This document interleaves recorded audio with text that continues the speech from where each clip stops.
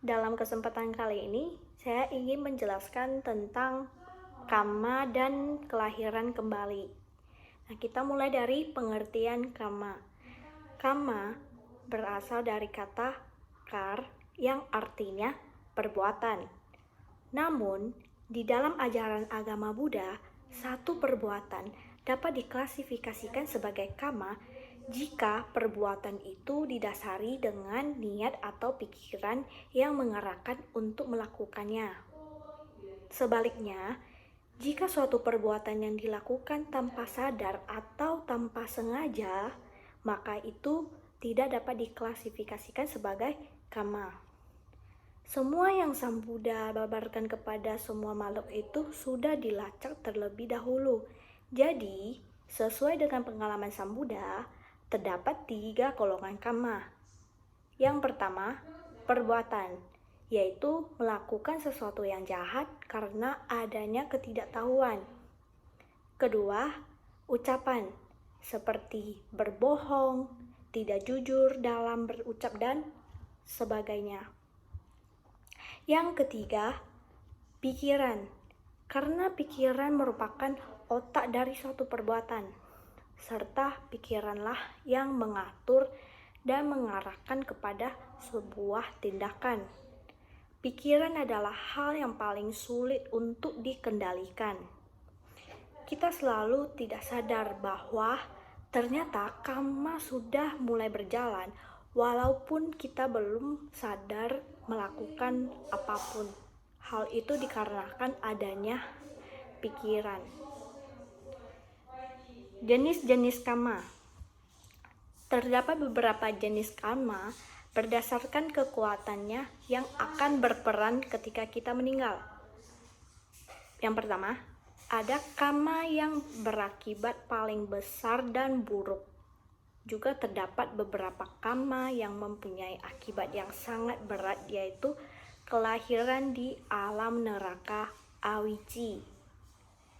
Di mana sebagai contohnya, yang pertama adalah membunuh orang tua, kedua membunuh arahat, ketiga melukai Sang Buddha. Yang kedua, karma kebiasaan. Nah, apa itu karma kebiasaan?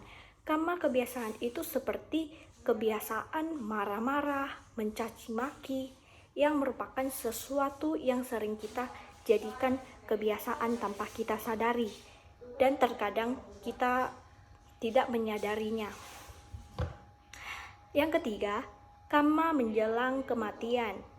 Jika pikiran terakhir kita sebelum meninggal adalah niat yang jahat, maka secara langsung mempengaruhi kelahiran kembali kita dan akan dilahirkan di neraka.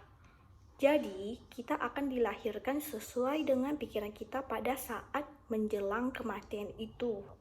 Itulah sebabnya kita dididik untuk bermeditasi sehingga dapat mengarahkan pikiran yang positif. Yang terakhir, jika karma di atas tidak berperan, maka karma yang kita lakukan selama 3 atau 4 kali ketika di kehidupan akan berperan. Nah, kapan waktunya matangnya karma? Waktu matangnya karma kita sulit untuk menentukan dikarenakan telah diatur dalam hukum karma. Nah, terdapat beberapa waktu matang karma. Salah satunya, yang pertama, karma yang langsung berbuah yang ada di dalam kehidupan itu. Kedua, ada karma yang kita lakukan tidak berbuah secara langsung dan akan muncul di kehidupan berikutnya. Yang ketiga, ada karma yang kita lakukan berbuah di kehidupan kelima dan keenam. Dan yang keempat, karma yang tidak ada efeknya, atau bisa disebut juga dengan ahosi karma. Ini berlaku pada saat arahat dan Sang Buddha tidak mempunyai kelahiran kembali atau sudah mencapai penerangan sempurna.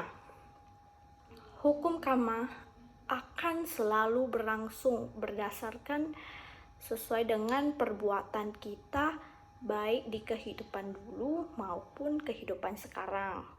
Jadi, kita harus banyak berbuat baik untuk membuahkan karma yang baik. Nah, bagaimana mengetahui kelahiran kembali? Dalam ajaran agama Buddha, kita percaya bahwa hidup kita tidak hanya sekali saja, tetapi berulang-ulang terjadi, atau istilahnya kita mengalami proses reinkarnasi. Melalui video ini, saya berkesempatan untuk menjelaskan 4 cara untuk mengetahui kelahiran kembali. Yang pertama, indigo. Melalui seseorang yang memiliki keistimewaannya dalam dirinya, atau istilahnya yang sering dikenal sebagai dengan sebutan indigo. Indigo adalah seseorang yang memiliki kemampuan lebih dalam hal indera keenam. Bahkan beberapa dari mereka mampu mengetahui kehidupan lampau dari dirinya sendiri maupun orang lain. Yang kedua, seseorang yang mampu mengingat masa lalu atau masa lampaunya berkat kemampuan meditasi dalam kehidupan lampaunya, sehingga pada saat kelahiran sekarang dia masih mampu mengingat masa lampaunya. Yang ketiga, hipnotis. Melalui hipnotis, seseorang akan dituntun kembali ke masa lalunya secara bertahap. Dia pada saat masih bayi, bahkan sampai di masa kandungan dan kehidupan sebelumnya. Yang keempat, meditasi. Meditasi, salah satu guru besar dalam meditasi Buddhis mengharuskan seseorang untuk mampu melihat kehidupan lampaunya terlebih dahulu lewat meditasi samatha sebelum bisa lanjut ke meditasi vipassana. Tujuannya adalah untuk mempermudah meditator untuk menembus proses anicca, dukkha, dan anatta. Demikian penjelasan topik kali ini. Kesimpulannya adalah hukum karma akan selalu ada dan selalu berputar, sehingga ada satu pepatah yang mengatakan bahwa apa yang kita tanam itulah yang akan kita tuai. Sama halnya dengan karma, jika kita banyak berbuat kebaikan, maka kita akan mendapatkan karma yang baik. Sebaliknya jika kita melakukan perbuatan jahat dan buruk, maka kita akan membuahkan karma yang buruk dan hanya menunggu karma itu berproses dalam kehidupan kita, baik kehidupan sekarang maupun kehidupan berikutnya melalui proses reinkarnasi. Karena dua hal itu saling terhubung satu sama lain. Alangkah baiknya jika kita banyak berbuat kebaikan dari sekarang. Tidak ada salahnya kita mulai terlebih dahulu daripada memulainya di sisa kehidupan kita yang tidak tersisa lama, alias pada saat hari tua. Dan itu saja dari saya. Terima kasih dan Namo Buddhaya.